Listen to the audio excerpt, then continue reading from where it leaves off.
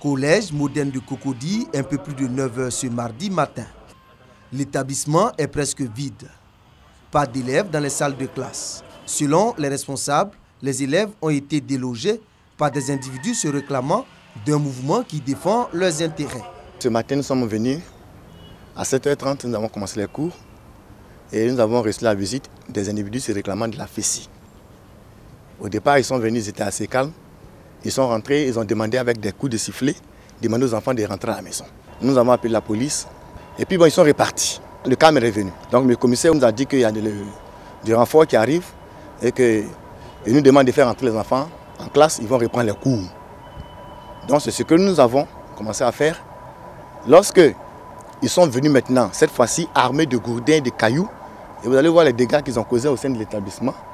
Ils ont blessé certains élèves pour les obliger à aller à la maison. Soit disant que les parents d'élèves ont demandé une cotisation exceptionnelle de 5 000 francs. On a été très clair avec eux que quand le COJES demande une levée de cotisation, c'est avec une autorisation de la hiérarchie qu'on passe lever comme ça pour prendre une cotisation. Et que la cotisation qui est levée sert à certaines actions au sein de l'établissement.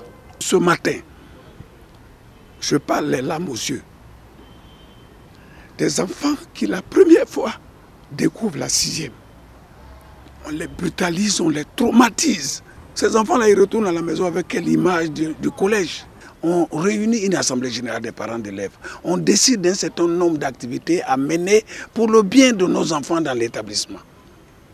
Les parents donnent leur quitus.